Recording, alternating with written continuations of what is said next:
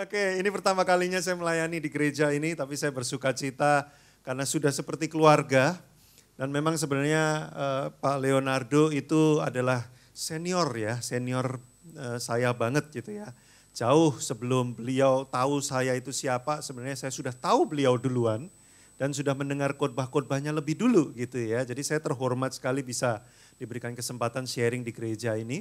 Hari ini saya akan berkhotbah sesuatu yang sangat simple, sederhana. Dan mungkin Anda sudah sering mendengar tipikal khotbah ini, tetapi percayalah saya ada sesuatu yang penting yang Tuhan mau singkapkan atau reveal untuk ibadah pagi hari ini.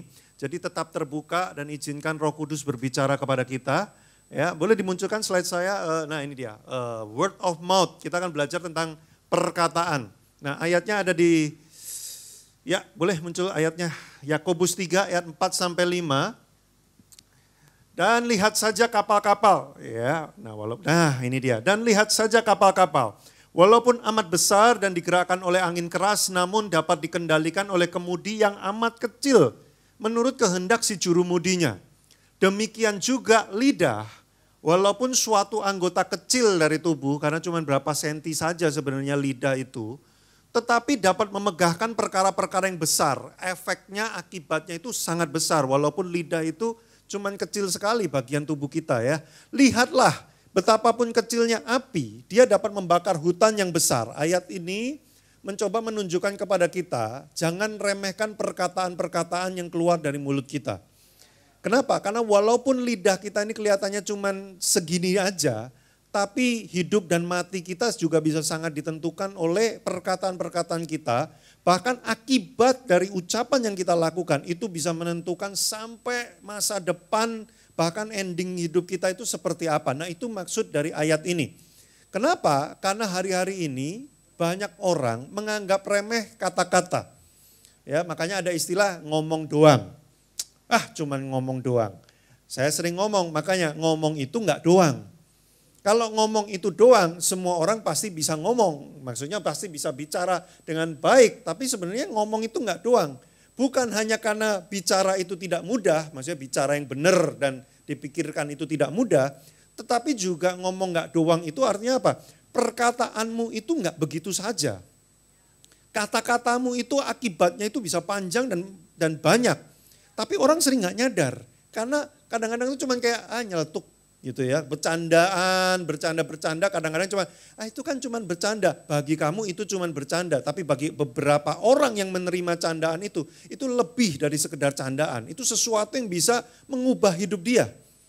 Makanya waktu zaman, masih ingat ya Bapak Ibu Saudara waktu zaman-zaman SD ya, kadang-kadang ada bercandaan-bercandaan yang ya namanya juga masih anak-anak gitu ya, tapi ada bercandaan-bercandaan yang dibawa sampai gede loh, sampai orang udah tua loh ya. Saya ingat satu kali, Mama saya sekarang tahun-tahun ini umurnya udah 70 lebih menjelang 80 gitu ya. Dia cerita dan dia cerita ini berulang-ulang. Tapi dia lupa kalau dia cerita berulang-ulang sama saya. Ya, tapi dia mengulang-ulang cerita ini sering banget waktu saya setiap kali pulang ke daerah dia cerita gitu ya. Dia mengulang cerita ini, dia bilang gini, dulu waktu saya SD, berarti umur 80 sampai dia SD kan, berapa banyak sih Anda ingat memori di SD?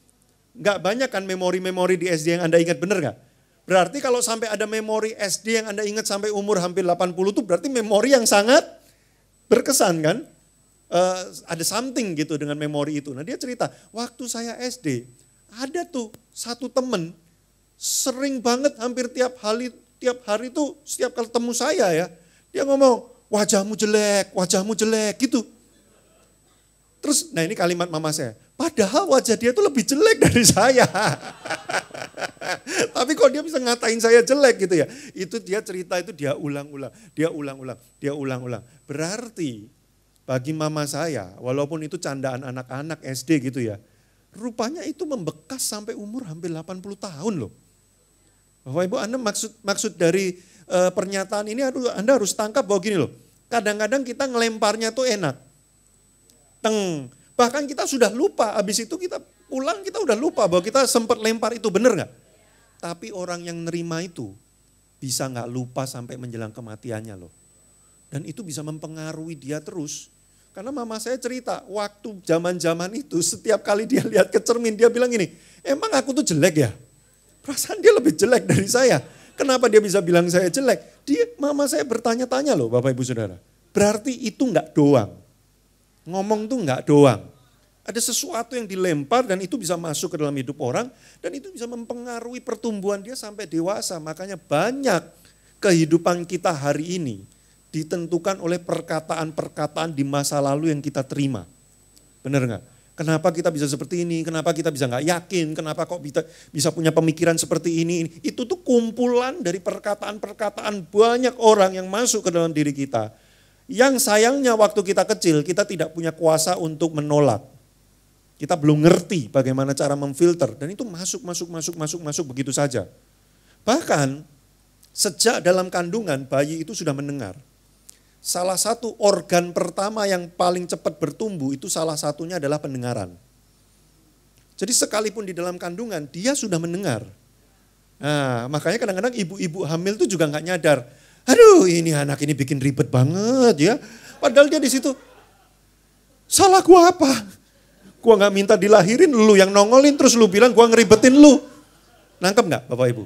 Itu perkataan-perkataan kayak gitu kita pikir tuh nggak ada efeknya. Kita pikir ya udah itu cuman kayak ya namanya orang mengeluh ya biasa lah ya. Tapi seringkali itu efeknya bisa sampai seumur hidup kepada si anak. Makanya Bapak Ibu ayat ini menjelaskan kepada kita sekalipun lidahmu itu kecil. Tetapi itu efeknya bisa sangat besar. Seperti api yang kecil bisa membakar hutan yang sangat besar. Boleh dimunculkan kristal, gambar kristal. Ada satu orang profesor namanya Masaru Emoto dari Jepang. Termasuk orang yang iseng banget karena dia meneliti air. Ada berapa banyak di antara Anda yang sejak kuliah kepikiran saya mau meneliti air Ya, jarang sekali. Dia meneliti air dan salah satunya yang dia teliti adalah dia menemukan ternyata kalau dilihat dengan mikroskop yang berkali-kali lebih besar, air itu di dalamnya ada kristalnya. Ya, kristal-kristal, terbentuk dari kristal-kristal. Nah, kalau air itu membeku, makanya kalau Anda lihat salju, ya kebetulan kalau Anda pas jalan-jalan di negara yang ada saljunya, coba Anda liatin deh. Itu kadang-kadang ada salju-salju itu ada yang bentuknya kayak kristal-kristal ini. Nah, itu sebenarnya di dalam air. Makanya kalau membeku dia bentuknya kelihatan banget. Nah, tapi kristal ini kita nggak bisa lihat pakai mata normal begini ya, mesti pakai mikroskop yang memperbesar, jadi baru kelihatan. Nah, si profesor ini ngeliatin. Berbagai air dia kumpulkan yang model kayak gini, model kayak gitu, dia lihat di dalamnya. Dan dia menemukan satu fenomena yang menarik karena begini, waktu kita mengucapkan kata-kata tertentu pada air itu kristalnya akan terbentuk, bentuknya beda-beda. Wah, ya. Nggak sia-sia juga orang ini meneliti air ya, lumayan seru ya ternyata ya. Nah di situ kita lihat yang paling kiri atas. Kalau kita ngomong kata thank you, terima kasih, kamsahamnida, ya, xie gitu ya, terima kasih gitu ya. Rupanya air itu di dalamnya kristalnya akan terbentuk modelnya kayak gitu. Nah kalau kita ngomong kalimat wisdom, ya hikmat gitu ya. Anda jangan eksperimen langsung sekarang nggak kelihatan, coba thank you. Mana Pak? Nggak ada Pak. Beli dulu mikroskopnya ya, harganya mahal itu ya. Nah kalau kita ngomong hikmat, wisdom. Ternyata kristalnya bentuknya berubah, jadi kayak gitu. Nah kalau kita ngomong kalimat truth, kebenaran, bentuk kristalnya berubah lagi. Bagus-bagus ya kristalnya ya. Nah Bapak Ibu, dia meneliti sampai di bagian ini kalau kita ngomong kalimat ini, you fool itu adalah bego lu gitu maksudnya. Ya, kalau kita ngomong kalimat itu, rupanya air itu kristalnya ambiar, nggak berbentuk. Nah kita kalau ngomong kalimat yang paling bawah kiri itu you make me sick ini itu kurang lebih kayak begini loh. Kamu tuh nyebelin banget. Aduh bikin saya muak, nggak mau lihat wajah kamu. Hus gitu ya. Pergi sana. Ya. Nah kurang lebih bentuk kristalnya juga ambiar, nggak berbentuk. Nah yang menarik adalah dua yang terakhir nih. Dia meneliti air yang sudah terpolusi tapi tidak didoakan. Nggak ada kristalnya, hancur. Air yang sama yang sudah terpolusi itu, terus kemudian diucapkan doa, ya didoain gitu ya. Oh air ya thank you ya, kamu sudah menolong kehidupan banyak orang ya. Tuhan menciptakan kamu luar biasa sekali air ya. Jangan praktekkan di rumah. Nanti kalau ada yang lewat ya, Anda dibawa ke rumah sakit jiwa ya. Ini biar profesornya aja yang neliti kayak gitu ya. Nah, air yang terpolusi yang sama ketika diucapkan kata-kata yang baik, doa memberkati air itu. Kristalnya terbentuk walaupun air itu terpolusi. Ih, wajah Anda kok gak percaya sih sama saya ya. Coba nanti ke YouTube ya, Masaru Emoto gitu ya. Nah itu ada banyak tuh video-video dokumentasinya di situ. Nah dari sini kita melihat rupanya perkataan kita itu bisa sampai sebesar itu pengaruhnya. Lebih dari separuh komposisi tubuh manusia itu adalah cairan. Jadi waktu Anda ngomong pada seseorang, jelek banget sih wajah lu. Itu bukan cuma menyakiti hati. Tapi bayangkan seluruh cairan yang ada dalam tubuh orang itu menerima perkataan itu. Ambiar kristalnya. Nah, jadi sebesar itu pengaruhnya Bapak Ibu Saudara. Nah saya pengen tunjukkan ini cuma untuk memberitahu Anda bahwa ngomong itu enggak doang. Nah, setiap kalimat yang keluar dari mulut kita itu harus benar-benar kita berpikir, memfilter supaya yang keluar adalah berkat dari mulut kita. Boleh ayatnya dimunculkan?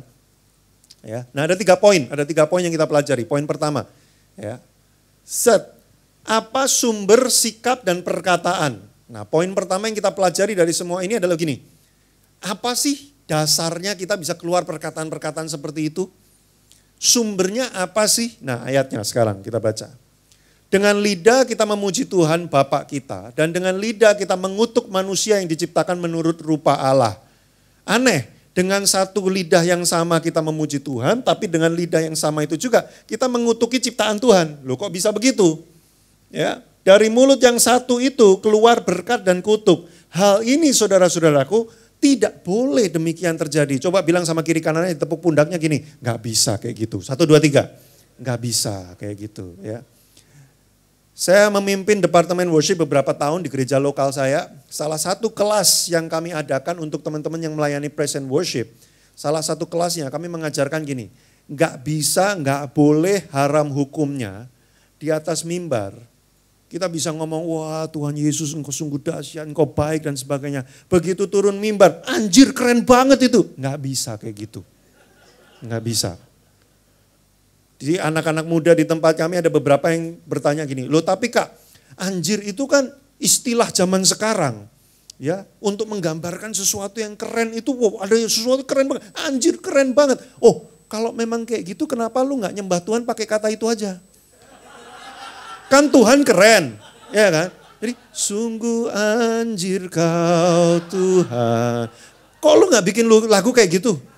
Karena dalam hatimu tahu itu bukan cuma soal keren. Nah kami ngajarkan itu di kelas. Kenapa? Karena kadang-kadang kita itu dari mulut yang sama bisa wah memuji Tuhan. Tapi mulut yang sama juga kita keluar hal-hal yang tidak baik dari situ. Nggak bisa kayak gitu. Adakah satu sumber memancarkan air tawar dan air pahit saatnya bersamaan gitu ya. Satu sumber mata air ya rasa airnya cuma satu, nggak mungkin ada misalkan Anda beli satu botol soft drink gitu ya, rasa sarsaparilla misalkan gitu ya. Terus waktu Anda minum, apa rasanya? Sarsaparilla. Oh ya benar ya. Coba minum kedua, apa rasanya? Jeruk. Coba minum lagi, ketiga, apa rasanya? Duren. Apa itu minuman ya? Anda akan bingung, nggak mungkin dari satu botol yang isinya sama bisa keluar berbagai macam jenis, nggak bisa. Nah Bapak Ibu, kita mesti memahami apa sumber. Kalau dikatakan di Alkitab, orang yang menerima Yesus Kristus sebagai Tuhan, dari dalam hatinya akan mengalir aliran-aliran air kehidupan. Artinya apa? Orang yang dipenuhi oleh Kristus, hatinya hanya memancarkan kehidupan. Nah sumber dari perkataanmu itu adalah hatimu. Semua yang ada di dalam hati, cepat atau lambat akan keluar terekspresikan, salah satunya lewat perkataan. Makanya Bapak Ibu, kalau mau lihat hati orang ini benar atau tidak, amati isi perkataan-perkataannya dari waktu ke waktu. Anda akan punya gambaran kurang lebih hati orang ini seperti apa. Kalau Anda ketemu orang yang omongannya, perkataannya itu selalu nadanya itu kayak mematahkan segala sesuatu gitu ya. Kita kayaknya gini-gini, percuma, udah percuma. Udah gak usah. Ngapain sih repot-repot kayak gini-gini. Loh, tapi kita percaya Tuhan gini-gini. Ya lu aja yang percaya. Orang lain belum tentu percaya. Kalimatnya matahin terus kayak gitu. Jauh sebelum kalimat itu muncul, di dalam hatinya memang dia udah gak percaya dulu sama Tuhan. Ya. kejadian-kejadian itu dia hanya bereaksi aja. Sebenarnya di dalam hatinya sudah ada. Kalau nggak percaya coba tanya yang menikah. Loh kenapa kok tanya yang menikah? Suami istri. Waktu masih pacaran. Lagi hem-hemnya. Gitu kan. Kan mulutnya perkataannya kan manis semua, bener nggak? Rambutmu. Ya. Setiap kali ketemu rambutmu seperti nyiur melambai. Hatinya soalnya lagi terpaut sama pasangannya. Begitu hatinya udah mulai berubah, udah mulai kesel, dendam, marah, kecewa dan sebagainya. Udah rambutmu bukan nyiur melambai lagi. Rambutmu nenek sihir. Kenapa? Perkataan itu menggambarkan apa isi hati. Makanya Bapak Ibu Saudara. Nah ini ayatnya bagus nih. Boleh dimunculkan ayat yang udah sering banget kita baca. Jagalah hatimu dengan segala kewaspadaan, dengan concern, dengan sungguh-sungguh kita mesti jaga hati kita sendiri. Kenapa? Dari situ mengalir keluarnya itu. Kehidupan model macam apa yang kau miliki akan mengalir keluar tuh dari hati. Jadi perkataan salah satunya. Makanya Bapak Ibu, jangan biarkan hati kita itu kotor, terkontaminasi, ada kemarahan, ada kebencian, ada dendam, ada sakit hati, ada kepahitan. Dan dikatakan ayat di sini bagus banget. Jagalah hati siapa? Hatimu. Artinya apa? Hati kita itu tanggung jawab kita sendiri, kita yang mesti ngejaga. Kita nggak bisa ngomong sama orang lain begini, kamu jangan gitu ya, itu melukai hatiku. Terus orangnya ngomong gini, kalau gua mau gitu kenapa?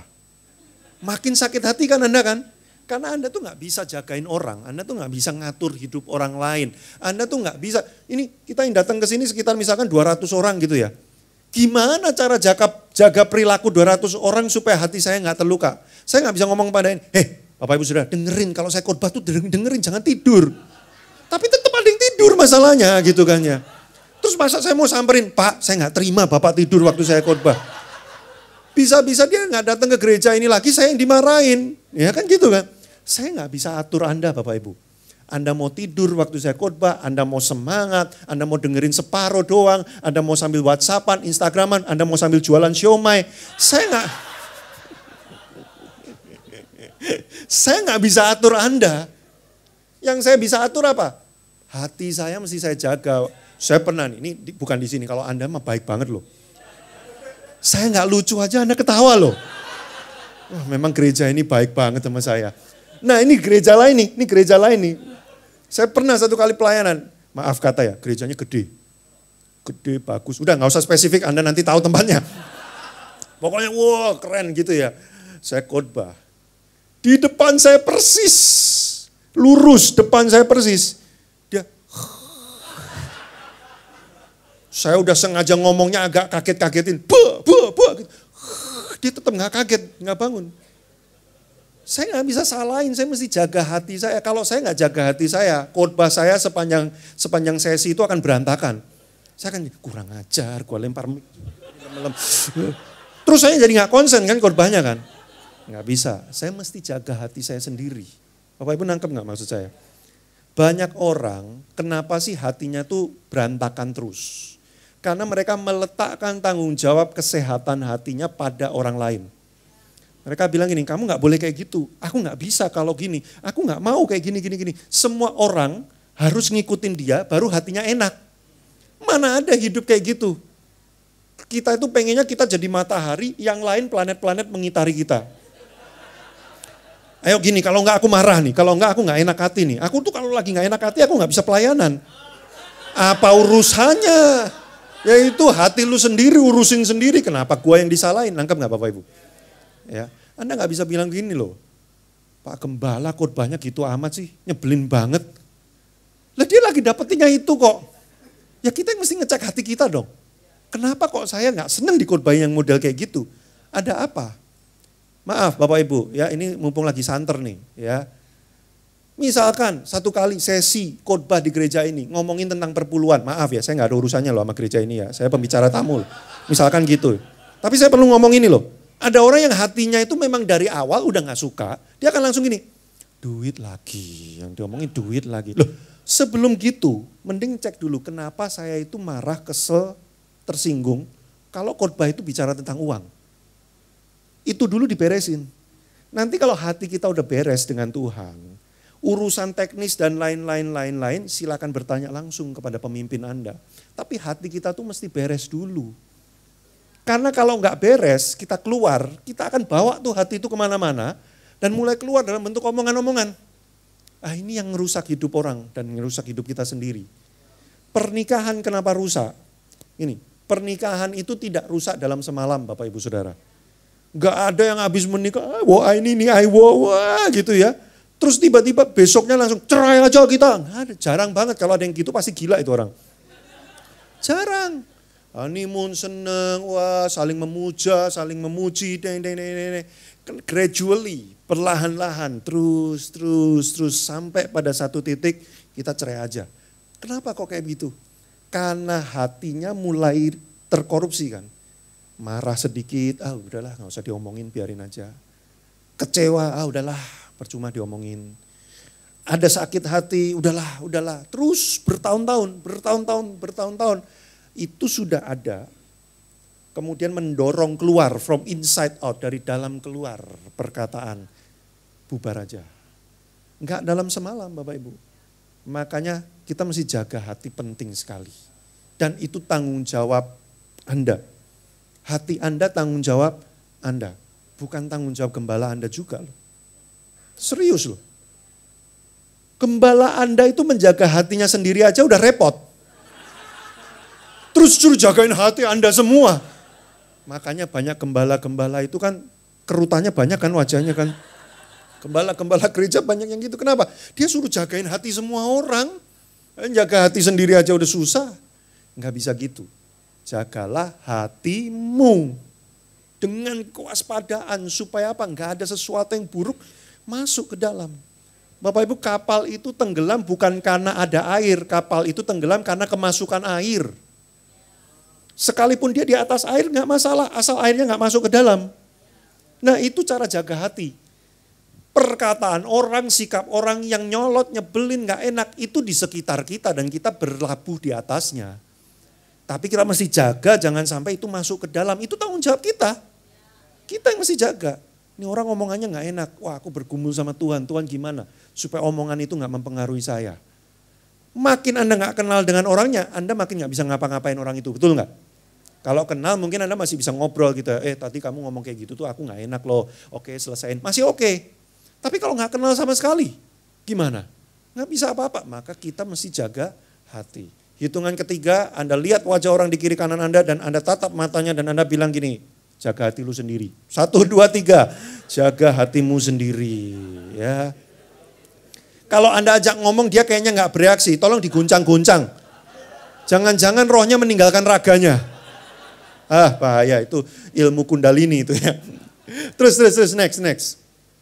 Ya, tadi yang pertama adalah sumbernya. Sumber perkataan itu hati. Hatinya kalau nggak beres, cepat atau lambat semua yang nggak beres akan keluar. Kita mesti jaga hati kita. Tanggung jawabnya siapa? Hati kita? Saya sendiri.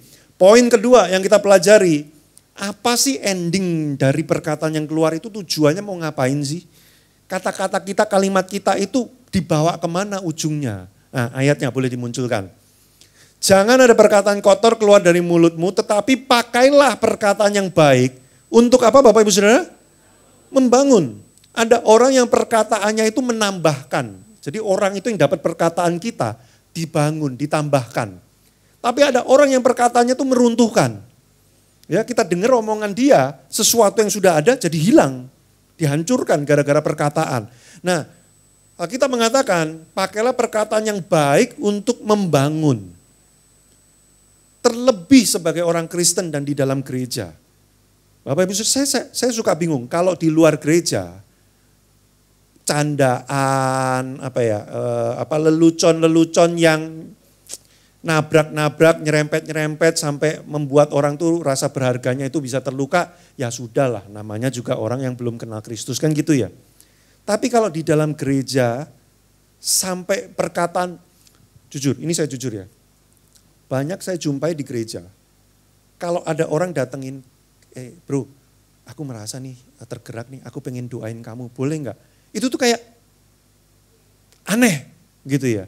Tapi begitu bercanda yang biasa gitu ya, memang begitulah kita. Itu saya bingung Bapak Ibu Saudara.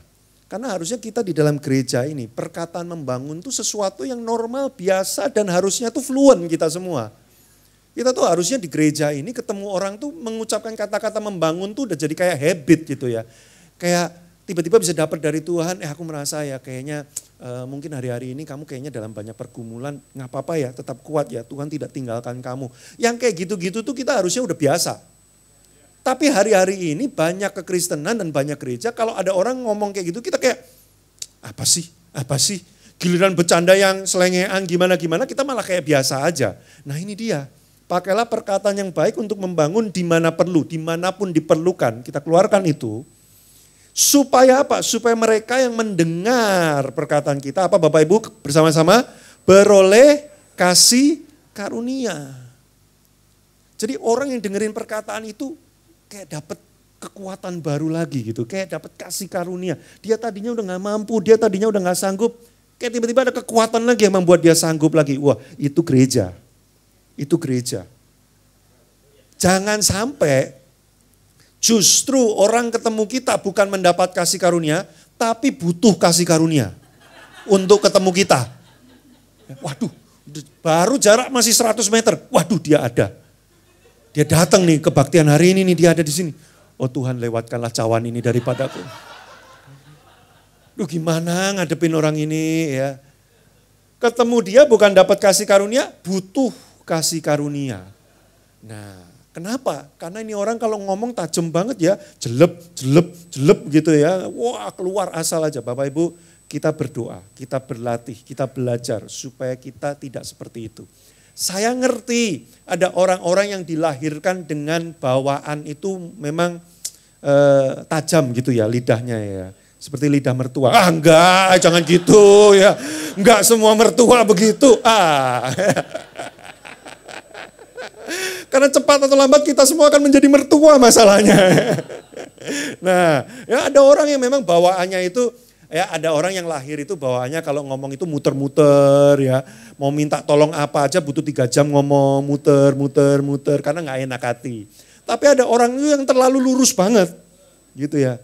Rambutmu jelek, kamu potong di mana? Murahan, pantesan. Kita kadang-kadang juga, iya lu duit lu banyak, buat gua itu udah mahal, ngomong murahan, jelek lagi. Waduh, gua gak mau ke gereja lagi. Ada orang yang bawaannya itu gitu, memang ada. Ada juga orang yang dibentuk oleh keluarga yang memang begitu. Bukan cuma papa mamanya, itu satu keluarga besar kalau ngomong itu tusuk-tusukan semua. Jelap. Nah dia dari lahir udah melihat pemandangan itu. Dan dia terbiasa begitu akhirnya. Ya, nah makanya Bapak Ibu Saudara, saya ngerti tidak semua dari kita itu, kita tuh beda-beda gitu ya. Tapi waktu Anda menerima kebenaran ini, berlatihlah. Belajarlah, berlatihlah, berdoalah ngomong sama Tuhan. Tuhan, memang kadang lidahku ini tak terkendali Tuhan, karena lidah tak bertulang. Agak susah dikendalinya, tapi tolong aku Tuhan, ingatkan aku Roh Kudus. Nah itu caranya, bukannya gini, habis gimana? Ya, memang udah kayak gini. Ya Tuhan aja menerima saya apa adanya. Masa kalian gak terima saya apa adanya? Ini saya beritahu ya, Tuhan menerima Anda apa adanya. Tapi Tuhan tidak mau membiarkan Anda terus seadanya. Kayak gitu terus, dari pertama sampai nanti kayak gitu terus. Gak mau. Tuhan pengen menumbuhkan Anda. Dia terima memang Anda apa adanya, gak apa-apa. Tapi Tuhan akan memproses Anda, melatih Anda, mengajari Anda supaya makin serupa Kristus. Jadi tidak bisa kita tuh beralasan gini, memang aku begini Pak. Ya, apalagi bawa-bawa ini lagi, keturunan apa, aku memang orang dari negeri ini gitu ya. Kalau ngomong ya kayak gini, lahir barulah dalam Kristus. Supaya jadi warga negara kerajaan surga, udah beda nanti. Ya itu kan gitu kan. Makanya ada orang yang bilang begini, maaf ini nyerempet dikit ya. Ada orang yang bilang gini, aku memang dilahirkan beginilah.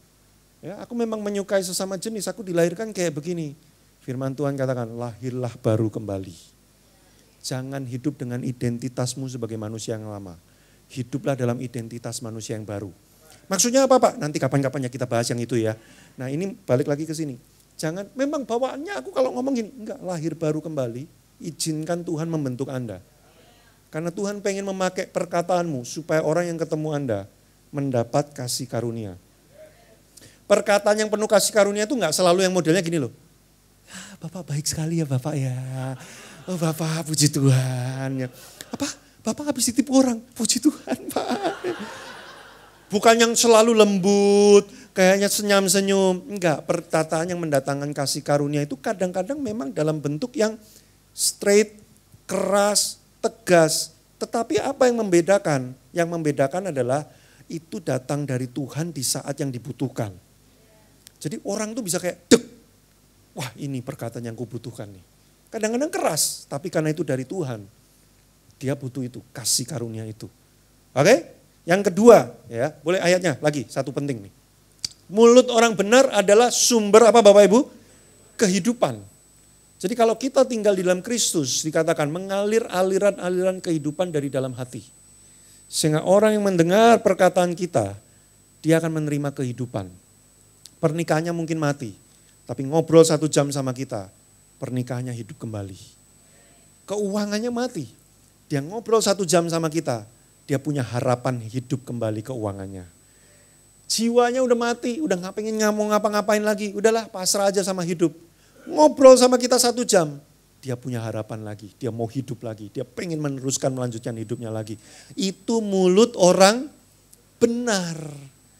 Jangan sampai orang pengen hidup ketemu kita sejam pengen mati. Ngobrol, gak usah hidup lagi lah habis ngobrol sama orang ini. Madesu. Justru ketemu kita. Nah makanya Bapak Ibu gimana caranya? Poin 1 tadi, hati kita mesti benar. Kalau hati kita tuh penuh Roh Kudus benar, orang ketemu kita ngobrol, dia dapat kehidupan. Pernah gak Bapak Ibu ketemu orang, ngobrol sama dia 1 jam, pulang-pulang tuh kayak terisi gitu ya, kayak semangat lagi, dapat ide, dapat inspirasi. Pernah ketemu orang kayak gitu ya? Bapak Ibu? Pernah gak ketemu orang 1 menit aja gak pengen ketemu lagi? Aduh, omongannya udahlah berantakan banget. Mulut orang benar adalah sumber kehidupan. Bapak Ibu coba pegang mulutnya 1, 2, 3. Plek, itu sumber kehidupan. Puji Tuhan. Terus next, saya cepet aja karena Anda udah paham banget lah ya. Ngerti gak ngerti Anda ngangguk-ngangguk gitu ya. Wah saya cepet aja. Yang ketiga, apakah ada isinya di dalam perkataan itu? Isi perkataan itu tuh apa? Ngomong memang ada kata-katanya, tetapi selain kata-kata juga ada sesuatu yang menyertai dari pesan itu, yaitu apa? Nah ini ayatnya kita baca. Boleh pemain keyboard dimanapun Anda berada, bantu iringi saya ya dengan nada dangdut. Oh jangan ya, nanti mereka goyang semua ya. Blocking chord aja, layering aja ya. Hendaklah kata-katamu senantiasa penuh kasih. Harus ada isinya. Maksudnya ada isinya itu apa? Bukan pemikiran yang cemerlang dan sebagainya. Yang lebih penting adalah kata-katamu itu dasar dan isinya adalah karena mengasihi orang ini. Hendaklah kata-katamu penuh kasih. Jangan kosong, jangan hambar, jangan gak ada isinya. Kenapa? Sehingga kamu tahu bagaimana kamu harus memberi jawab kepada setiap orang. Bapak Ibu seperti yang saya bilang tadi. Orang seringkali perilakunya tidak bisa kita kendalikan. Tapi bagaimana kita mesti berespon pada orang yang berbeda-beda ini. Kalau engkau sering engage dengan Tuhan, hatimu dipenuhi kasih, engkau akan ngerti gimana cara jawabnya. Bapak Ibu kebetulan saya itu kerjanya banyak bersentuhan dengan media sosial. Salah satunya dengan Instagram. Kalau Anda tahu media sosial Bapak Ibu, itu orang lempar omongan itu udahlah bukan cuma gak dipikir. Bahkan kadang-kadang itu kayaknya dia sambil nggak sadar juga bisa jempolnya ngetik sendiri gitu ya. Kayak teng. Dan omongannya itu udahlah nggak terkendali banget. Berkali-kali ada orang tuh mampir ke akun saya ya. Komen tuh komentar-komentarnya itu yang rasanya saya pengen cincang juga ini orang yang ngeselin banget ya. Kalimatnya itu udah nggak dipikir sama sekali. Kalau saya nggak praktek ini, saya nggak memenuhi hati saya dengan kasih. Saya akan bales komentar-komentar mereka itu akan berbeda nanti. Makanya saya selalu kalau kayak gitu tuh bergumul. Tuhan jaga hati saya, Tuhan ajari saya mengasihi orang yang saya nggak kenal entah dari mana ini. Tiba-tiba ngomong kayak begini. Waktu saya dipenuhi oleh kasih, saya ngerti bagaimana cara ngebalesnya. Cara jawabnya gimana. Suami istri, ini kunci nih. Kalau Anda nggak connect dengan Tuhan, pada satu titik Anda akan lelah mengasihi pasangan Anda. itu semua pernikahan itu pasti ada melewati masa-masa lelah mengasihi pasangan. Pasti. Dan kadang-kadang bukan cuma sekali, beberapa kali. Bahkan beberapa pasangan berkali-kali. Ada masanya kita tuh kayak gak pengen tahu, udah capek banget terus lu bikin ulah lagi.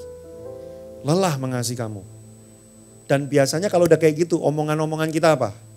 Wah udah perkataan-perkataannya. Walaupun kata-katanya bener, gak salah. Tapi gak ada isinya, gak ada kasih di dalamnya. Makanya pasangan kita yang nerima, ngerti bahwa yang diomongin tuh bener. Tapi kok aku gak bisa terima ya? Sering gak suami istri ngalamin kayak gitu ya? Kayak pasangan kita misalkan ngomong gini ya, kamu tuh kok gak pengertian sih, aku tuh lagi gini, kamu gini. Kita mungkin ngerti, iya ya kok aku gak pengertiannya. Tapi aku gak terima digituin sama dia. Kenapa? Karena kalimatnya itu tidak dipenuhi oleh kasih. Makanya kalau Anda gak connect dengan Tuhan, Anda akan punya momen-momen Anda sulit mengasihi pasangan Anda. Dan pada satu titik kalimat-kalimat itu akan keluar. Ini yang kemudian tuh menimbulkan luka. Banyak pernikahan itu compang-camping. Bukan karena suami dan istri itu gak sayang sebenarnya. Mereka sebenarnya sayang. Tapi ada satu titik-titik di mana mereka itu memang lagi lelah, gak bisa mengasihi, tapi terus harus berbenturan. Makanya kami sering ajari gini, satu, kalau kondisi hatimu benar-benar lagi gak oke, cari Tuhan, secepat mungkin cari Tuhan. Supaya engkau dipenuhi oleh kasih kembali, sehingga engkau tahu bagaimana cara memberi jawab ketika pasangan saya lagi komplain, lagi kayak gini.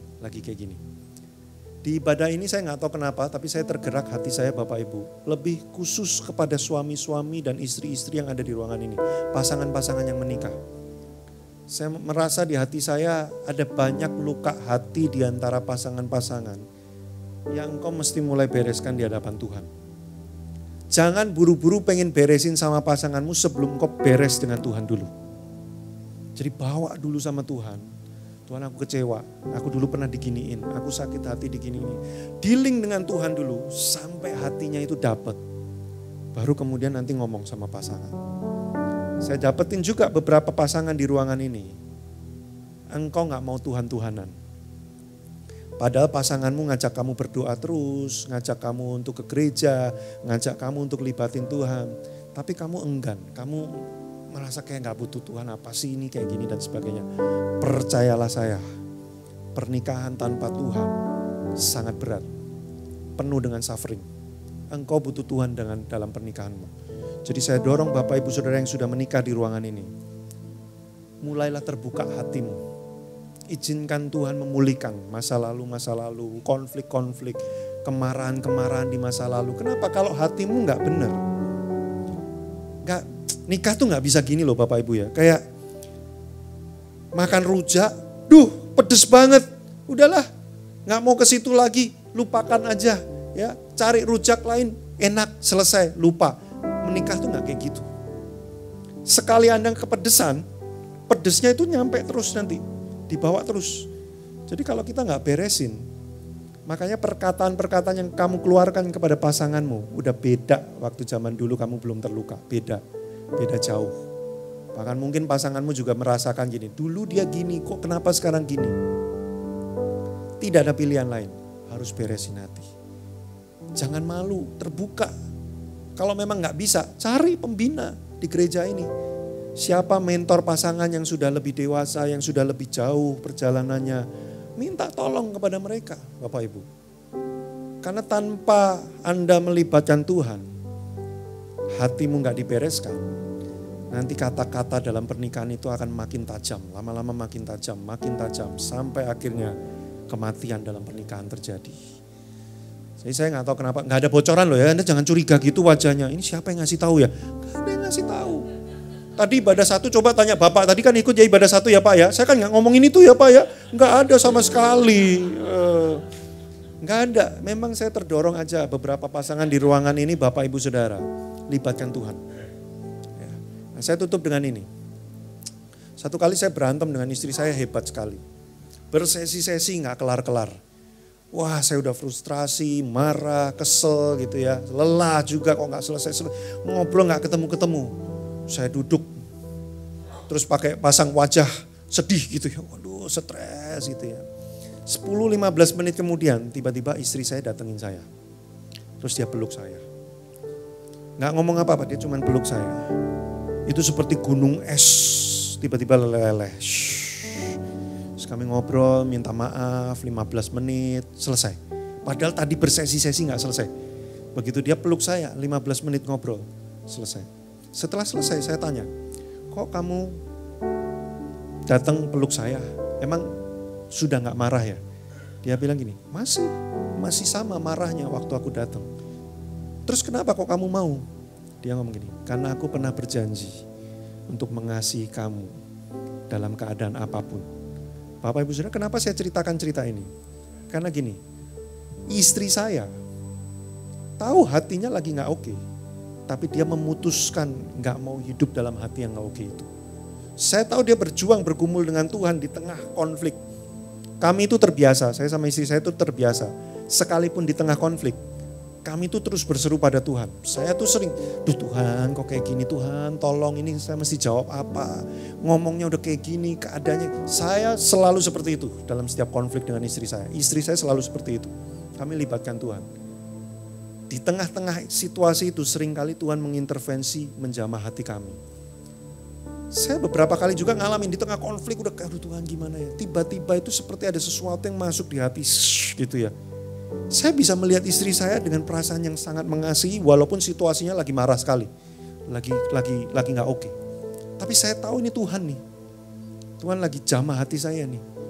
Dan itu langsung mengubah cara saya menjawab. Saya yang tadinya langsung oke, jadi gimana? Bisa begitu. Jadi tahu cara memberi jawab. Karena kasih masuk. Sudah mesti libatkan Tuhan. Nah, saya tutup. Ya, sudah selesai khotbah saya tutup dengan ini. Bapak Ibu Anda pasti pernah mendengar ayat bunyinya gini ya. Iman itu timbul dari pendengaran. Pendengaran akan firman. Betul. Tapi Anda juga tidak boleh lupa bahwa ada ayat yang bunyinya begini. Iman tanpa perbuatan adalah mati. Artinya apa? Anda dengerin firman Tuhan dalam sesi khotbah ini. Mungkin iman Anda sudah timbul. Pengertian Anda sudah muncul. Awareness, kesadaran Anda muncul. Tapi kalau Anda nggak praktekkan, itu akan tenggelam mati lagi. Jadi langsung detik ini juga saya ajak Anda untuk praktek. Dari apa yang Anda dengarkan barusan. Sudah saya berikan waktu kurang lebih 5 menit. Nggak usah pakai acara melo-meloan nyanyi dulu, ya di setting-setting dulu. Pakai kalimat-kalimat yang mendayu-dayu, nggak usah. Sekarang aja, langsung dengan mata terbuka, nggak usah tutup-tutup, tetap ngintip juga sama aja. Ya. Dengan kesadaran yang penuh, Bapak Ibu Saudara, Anda sudah dengar firman-Nya bahwa perkataan Anda itu berkuasa menghidupkan. Kalau Anda datang dengan pasanganmu, suamimu atau istrimu, datangi dia. Pegang tangannya, kalau perlu peluk dia. Lalu doakan, ucapkan perkataan-perkataan yang menghidupkan untuk dia. Kalau engkau datang dengan anakmu, doakan anakmu.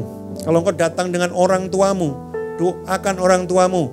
Kalau saya datang enggak dengan siapa-siapa, gimana Pak? Lihat sekeliling ini banyak orang. Mana wajahnya yang mendorong kamu untuk tergerak? Datengin orang itu dan doakan dia, pria dengan pria, wanita dengan wanita supaya enggak ada modus. Datengin dia, doakan dia. Pak, saya gak bisa doa. Gak usah doa yang jago-jago, ngapain doain bangsa dan negara. Enggak. Apa aja yang di hati, gak usah panjang juga gak apa. Apa aja yang di hati, ngomong aja. Tuhan, aku mendoakan saudaraku ini. Apa aja yang di hati. Kalau ada di antara saudara yang berasa gini, Pak, kami tuh gak pernah yang kayak gini-gini. Gak ada di tempat ini. Makanya dibikin ada sekarang. Harus ada. Saudara harus doakan. Gini loh. Jangan sampai nanti pasanganmu, anakmu, orang tuamu sudah di peti mati tidak bernyawa. Baru kamu ngomong semuanya, aku sayang kamu, aku gak mau. Telat, dia udah gak denger. Mumpung dia masih bernafas di pinggirmu sekarang. Waktunya sekarang untuk kamu ngomong sama dia. Supaya tidak ada penyesalan nanti waktu tidak ada kesempatan lagi. Karena kamu sudah pakai sekarang.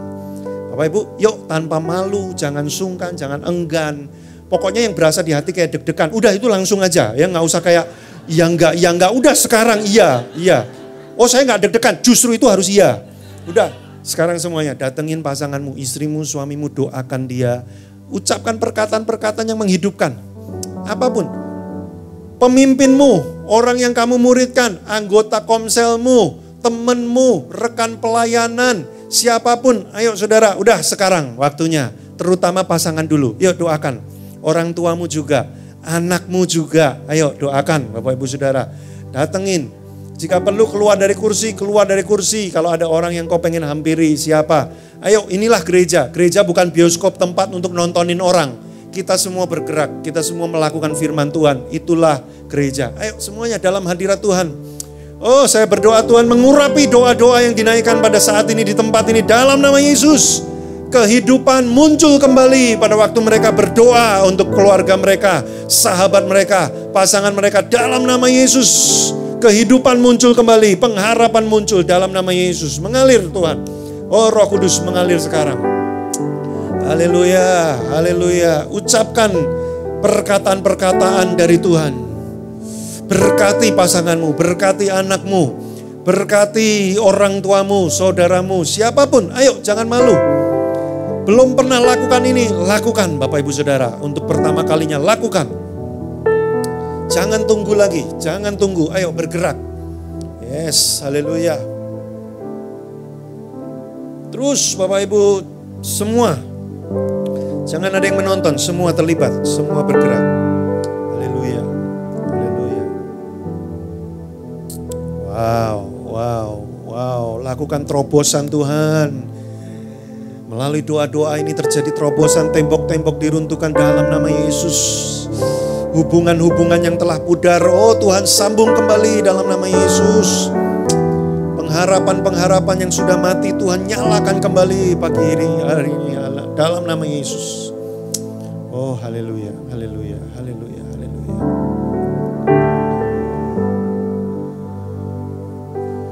Oh mengalir Tuhan.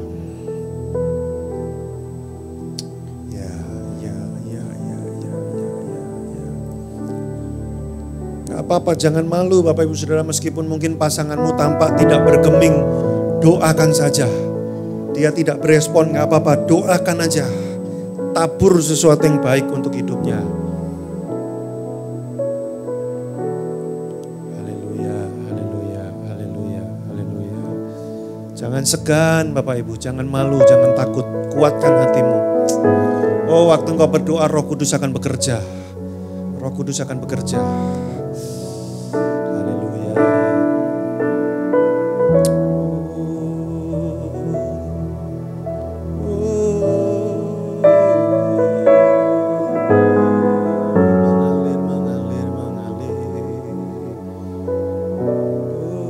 Setiap keluarga mengalir Tuhan di tempat ini.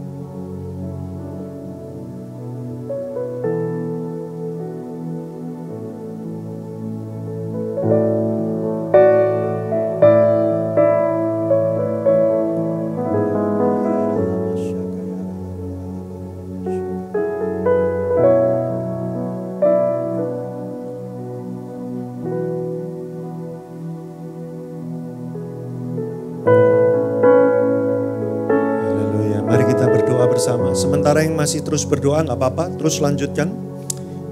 Yang sudah selesai berdoa, mari kita datang di hadapan Tuhan. Tuhan Yesus, yang hari ini kami mendengar firman-Mu, Engkau memakai perkataan kami untuk menghidupkan. Ketika dunia ini diciptakan, Engkau menggunakan perkataan-Mu untuk menghidupkan segala sesuatu. Dan firman yang hidup itu tinggal dalam hati kami. Maka setiap perkataan kami juga akan menghidupkan, menciptakan ulang kembali kehidupan-kehidupan orang lain. Tuhan jamah setiap kami di ruangan ini, setiap jemaat-Mu. Aku secara khusus berdoa untuk pernikahan-pernikahan yang ada di ruangan ini. Kalau ada yang mengalami sakit, mengalami luka, mengalami kemarahan-kemarahan yang ada dalam pernikahan-pernikahan, aku berdoa dalam nama Yesus, kasih-Mu mengalir menjamah setiap kami di ruangan ini Tuhan. Oh, kembalikan kasih yang mula-mula itu. Tuhan, mungkin ada yang sudah putus asa dengan pernikahannya. Aku berdoa Tuhan jamah dalam nama Yesus. Kuatkan hatinya, hiburkan hatinya. Biarlah Engkau berbicara kepada mereka, menguatkan hatinya kembali Tuhan. Memberikan hikmat pertolongan-Mu Tuhan, supaya mereka tahu harus melakukan apa. Hati yang keras, pikiran-pikiran yang telah keras Tuhan lembutkan oleh kasih-Mu dalam nama Yesus. Sehingga mereka bisa berbicara kembali, membangun pernikahan mereka lebih kuat lagi. Aku memberkati jemaat yang sudah mendengarkan firman dan menangkap hati dengan hati mereka Tuhan. Biarlah firman ini terus ingat, bertumbuh dalam hati mereka. Setiap hari mereka mempraktekkannya dengan perkataan-perkataan yang menghidupkan buat orang lain. Tuhan, urapi lidah dan bibir setiap anak-anak-Mu di tempat ini. Sehingga setiap jiwa-jiwa yang berjumpa dengan mereka, mereka bisa melihat Kristus ketika mereka ngobrol dengan setiap kami yang ada di tempat ini. Terima kasih, materaikan firman-Mu oleh kuasa Roh Kudus terus bertumbuh. Tuhan bahkan terus memberikan urapan melalui firman yang kami terima, semakin menghasilkan buah-buah dalam kehidupan kami. Dalam nama Yesus Kristus kami berdoa dan mengucap syukur. Haleluya. Amin. Tuhan Yesus memberkati. Silakan duduk kembali.